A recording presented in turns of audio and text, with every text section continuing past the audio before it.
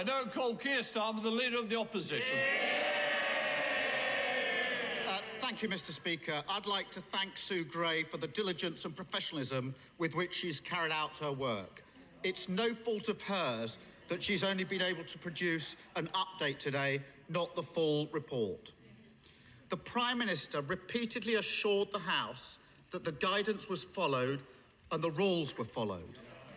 But we now know that 12 cases have reached the threshold for criminal investigation, which I remind the House means that there is evidence of serious and flagrant breaches of lockdown, including the party on the 20th of May 2020, which we know the Prime Minister attended, and the party on the 13th of November 2020 in the Prime Minister's flat. There can be no doubt that the Prime Minister himself is now subject to criminal investigation. The Prime Minister must keep his promise to publish Sue Gray's report in full when it is available. But it is already clear that the report discloses the most damning conclusion possible. Over the last 2 years, the British public have been asked to make the most heart-wrenching sacrifices. A collective trauma, endured by all, enjoyed by none. Funerals have been missed, dying relatives unvisited. Every family has been marked by what we've been through. And revelations about the Prime Minister's behaviour have forced us all to rethink and relive those darkest moments. Many have been overcome by rage, by grief, and even guilt.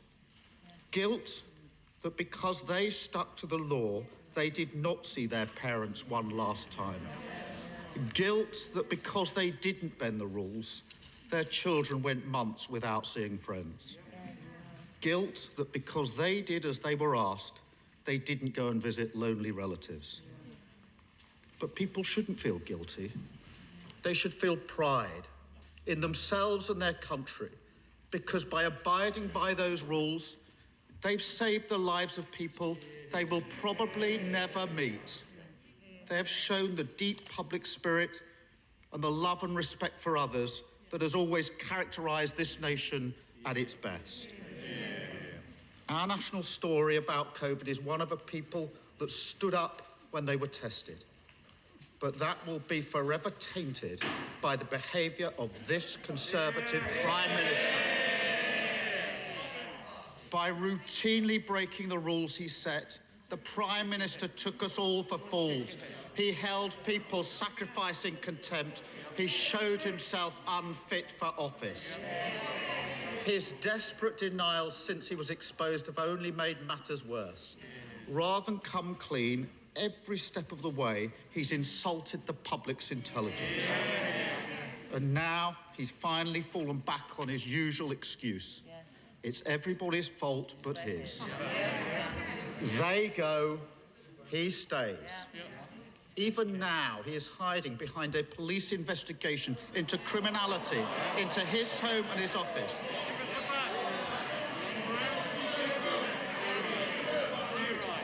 Mr. Speaker, he gleefully treats what should be a mark of shame as a welcome shield.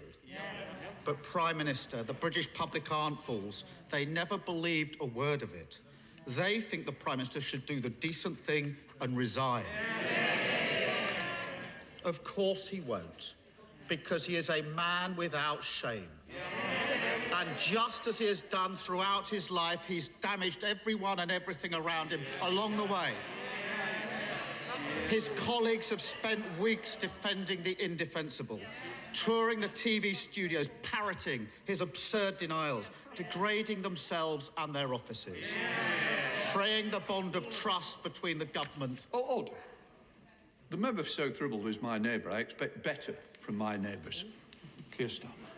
Fraying the bond of trust between the government and the public, eroding our democracy and the rule of law. Margaret Thatcher once said, "The first duty of government is to uphold the law. If it tries to bob and weave and duck around that duty when it's inconvenient, then so will the governed." Mr. Speaker, To govern this country is an honour, not a birthright. It is an act of service to the British people, not the keys to a court to parade to your friends.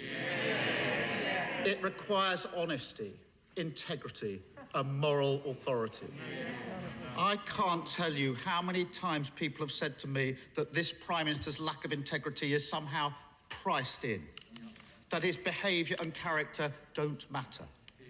I have never accepted that, and I never will accept that. Whatever your politics, whichever party you vote for, honesty and decency matters. Our great democracy depends on it, and cherishing and nurturing British democracy is what it means to be patriotic. There are members opposite who know that, and they know the Prime Minister is incapable of it. The question they must now ask themselves is, what are they going to do about it? They can heap their reputations, the reputation of their party, the reputation of this country on the bonfire that is his leadership. Or they can spare the country from a Prime Minister totally unworthy of his responsibilities.